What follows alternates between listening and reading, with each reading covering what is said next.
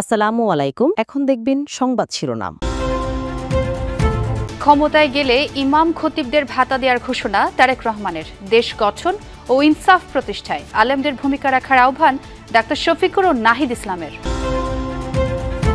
রাজনৈতিক দলগুলোর সঙ্গে কমনওয়েলথ মহাসচিবের বৈঠক, জেনোসাইড নয়, সহনশীলতা চায় জনগণ, বলছে বিএনপি। জামায়াত এনসিপির প্রত্যাশা লেভেল প্লেইং ফিল্ড। নির্বাচনে পুরো দেশকে রেড, ইয়েলো ও গ্রিন জোনে ভাগ করবে ইসি। আইন শৃঙ্খলা অবনতির শঙ্কা নেই, জানালেন উপদেষ্টা। সর্বাত্মক সহযোগিতা করবে সেনাবাহিনী।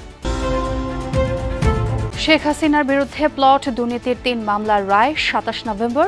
দণ্ড কার্যকরে ফিরিয়ে দিতে দিল্লির কাছে ঢাকার চিঠি। ভূমিকম্প পরিস্থিতিতে ঢাকা বিশ্ববিদ্যালয়ের পর সলিমুল্লাহ ও ঢাকা মেডিকেল কলেজ বন্ধ ঘোষণা। ঝুঁকিপূর্ণ এলাকা চিহ্নিত করে ব্যবস্থা নেবে সরকার। বাউল ও তৌহিদি জনতার পাল্টাপাল্টি কর্মসূচি ঘিরে মানিকগঞ্জে দিনভর উত্তেজনা। দুপক্ষের মারামারিতে আহত অন্তত ৫। এলাকায় পুলিশ মোতায়েন। এতক্ষণ শুনছিলেন সংবাদ শিরোনাম, এখন দেখবেন বিস্তারিত। একটি ইনসাফ ভিত্তিক দেশ গঠনে আগামী নির্বাচনে সকল ইমাম খতিব মুয়াজ্জিনদের দোয়া ও সমর্থন চেয়েছেন বিএনপির ভারপ্রাপ্ত চেয়ারম্যান তারেক রহমান। বলেছেন, বিএনপি ক্ষমতায় গেলে ইমাম মুয়াজ্জিনদের ভাতা প্রদান করা হবে। রাজধানীর চীন মৈত্রী সম্মেলন কেন্দ্রে ইমাম খতিব সম্মেলনে যোগ দিয়ে দেশ গঠনে ইমাম মুয়াজ্জিনদের ভূমিকার কথা তুলে ধরেন জামায়াত, এনসিপি সহ বিভিন্ন রাজনৈতিক দলের নেতারা। রাষ্ট্র পরিচালনায় ইসলামী শরিয়াকে সর্বোচ্চ গুরুত্ব প্রদানের পাশাপাশি ভিন্ন ধর্মের মানুষদের ন্যায্য অধিকার নিশ্চিত করা সহ ৭ দফা দাবিতে এই সম্মিলিত ইমাম খতিব জাতীয় সম্মেলন। এতে যোগ দেন রাজধানী সহ দেশের বিভিন্ন জেলা, উপজেলা ও গ্রাম থেকে আসা ইমাম খতিবরা। সম্মেলনে বিগত ১৬ বছরের আওয়ামী শাসনামলে আলেম ওলামাদের উপর নির্যাতনের কথা তুলে ধরেন বিভিন্ন ইসলামী দলের নেতারা। জঙ্গি নাটক সাথে ইমামদেরকে বেইজ্জত করা, মুসলমানদেরকে বেইজ্জত করা আর হবে না। সম্মেলনে প্রধান অতিথি হিসাবে অনলাইনে যুক্ত হন বিএনপির ভারপ্রাপ্ত চেয়ারম্যান তারেক রহমান। বলেন, বিগত দীর্ঘ ১.৫ দশকের তাবেদারি শাসন ব্যবস্থা প্রমাণ করেছে স্বাধীনতা, সার্বভৌমত্ব রক্ষায় ঐক্যের বিকল্প নেই। মহানবীর ন্যায়পরায়ণতার আদর্শে উজ্জীবিত একটি ইনসাফ ভিত্তিক বাংলাদেশ গড়ার লক্ষ্যে আগামী নির্বাচনে বিএনপি দেশের সকল সম্মানিত ইমাম, খতিব, মুয়াজ্জিন, আলেম ওলেমা, পীর মাশায়েখদের দোয়া এবং সমর্থন চায়। নবীজির এই সমাজকে বাদ দিয়ে মন গড়া কোনো মতবাদ, তন্ত্র মন্ত্র দিয়ে যে সমাজ গড়া হবে, সেই সমাজ আল্লাহর কসম দুনিয়াকে শান্তি এবং সম্মান দুটার কোনোটাই দিতে পারবে না। ঢাকায় অবস্থানরত কমনওয়েলথ মহাসচিব শার্লি বোচওয়ের সাথে সাক্ষাৎ করেছে রাজনৈতিক দলের নেতারা। দেশের পরিস্থিতি ও নির্বাচন নিয়ে আলোচনা হয় তাদের মধ্যে। বৈঠক শেষে বিএনপির স্থায়ী কমিটির সদস্য আমির খুসরু মাহমুদ চৌধুরী বলেন, নির্বাচন নিয়ে কোনো শঙ্কা দেখছেন না কমনওয়েলথ ও বিএনপি। তবে লেভেল প্লেইং ফিল্ড নিয়ে শঙ্কা প্রকাশ করেন জামায়াত ও এনসিপি নেতারা। তাদের অভিযোগ, একটি দলকে বিশেষ সুবিধা দিচ্ছে প্রশাসন। ৫ দিনের সফরে বৃহস্পতিবার ঢাকা এসেছেন কমনওয়েলথের মহাসচিব শার্লি বোচওয়ে। জাতীয় নির্বাচনকে সামনে রেখে এই সফরে বিশিষ্টজন সরকারি কর্তা ব্যক্তিদের পাশাপাশি বৈঠক করছেন রাজনৈতিক দলগুলোর সঙ্গে। দুপুরে কমনওয়েলথের মহাসচিবের সঙ্গে বৈঠক করেছেন বিএনপির প্রতিনিধি দল।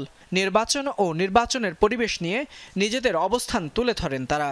পরে নির্বাচন নিয়ে শঙ্কা নেই জানিয়ে আমির খুসরু বলেন, গণতন্ত্রের স্বার্থে অনেক কিছু উপেক্ষা করে ভোটের পথে হাঁটছে বিএনপি। তারা মনে করছে বাংলাদেশের এই বর্তমান প্রেক্ষাপটে ফেব্রুয়ারির প্রথমার্ধে যে নির্বাচনটা হতে যাচ্ছে, এটা সঠিক পথে চলছে এবং সঠিকভাবে পরিচালিত হচ্ছে।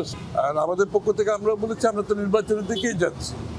আমরা তো বিএনপি সবসময় সব কিছুকে উপেক্ষা করে নির্বাচনকে প্রাধান্য দিচ্ছে, কারণ নির্বাচনের মাধ্যমে নির্বাচন হচ্ছে গণতন্ত্রের বাহক। জাতি ঐক্যবদ্ধ একটা নিরপেক্ষ নির্বাচনের জন্য দীর্ঘ প্রায় সেই ১৭-১৮ বছরের আর জুলাই আন্দোলনের রক্তাক্ত অভ্যুত্থানের মধ্যে দিয়ে জাতির এটা একটা গণ আকাঙ্ক্ষা।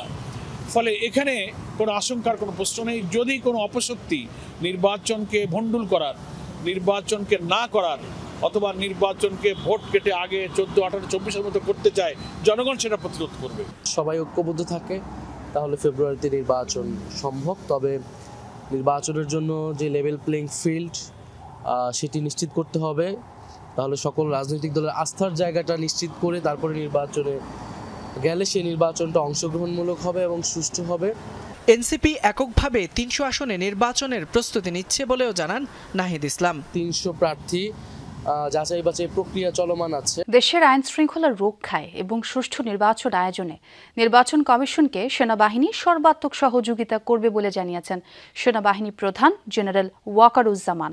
সশস্ত্র বাহিনী দিবস উপলক্ষে ঢাকা সেনানিবাসের আর্মি মাল্টিপারপাস কমপ্লেক্সে এক অনুষ্ঠানে সেনাপ্রধান এই কথা বলেন।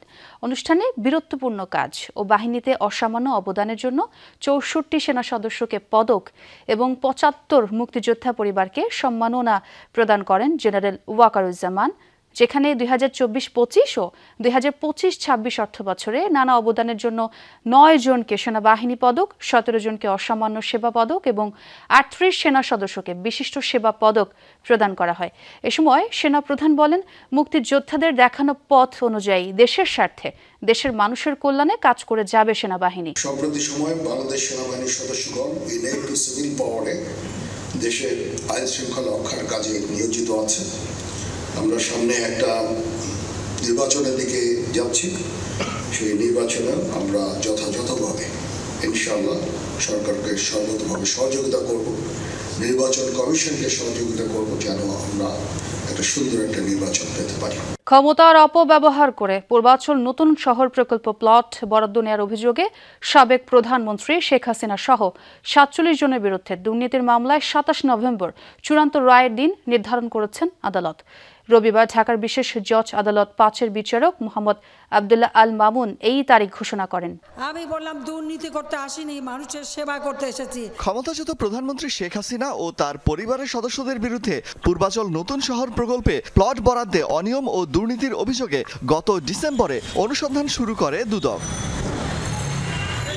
এরপর গত ১২ জানুয়ারি মেয়ে সাইমা ওয়াজেদ পুতুলের বিরুদ্ধে মামলা করে সংস্থাটি। পরদিন বোন শেখ রেহানা ও তার ছেলে রদওয়ান মুজিব সিদ্দিক ববি ও মেয়ে আজমিনা সিদ্দিক রূপন্তীর বিরুদ্ধেও মামলা করা হয়।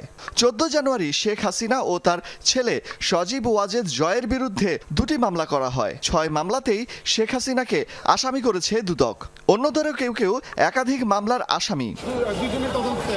৩টি মামলার রায়ের দিন আগামী ২৭ নভেম্বর ধার্য করেছে আদালত। রবিবার ঢাকার বিশেষ জজ আদালত ৫-এর বিচারক মোহাম্মদ আবদুল্লাহ আল মামুন এই তারিখ ঘোষণা দেন।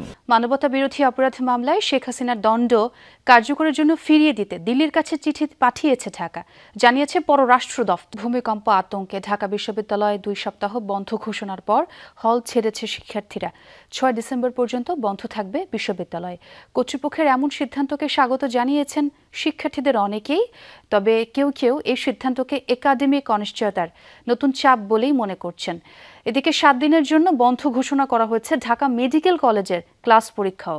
বাউল শিল্পী আবুল সরকারকে নিয়ে পাল্টাপাল্টি অবস্থান সৃষ্টি হয়েছে আলেম সমাজ ও বাউল সম্প্রদায়ের মধ্যে। মানিকগঞ্জে ধর্মীয় অনুভূতিতে আঘাতের অভিযোগে শাস্তির দাবিতে আলেমদের বিক্ষোভ, অন্যদিকে মুক্তির দাবিতে মানববন্ধন কর্মসূচি দেয় বাউলরা। পাল্টাপাল্টি কর্মসূচি ঘিরে হামলায় ২ পক্ষের অন্তত ৫ জন আহত হয়েছেন। পরে পুলিশ পরিস্থিতি নিয়ন্ত্রণে আনে আর পণ্ড হয়ে যায় বাউলদের কর্মসূচি।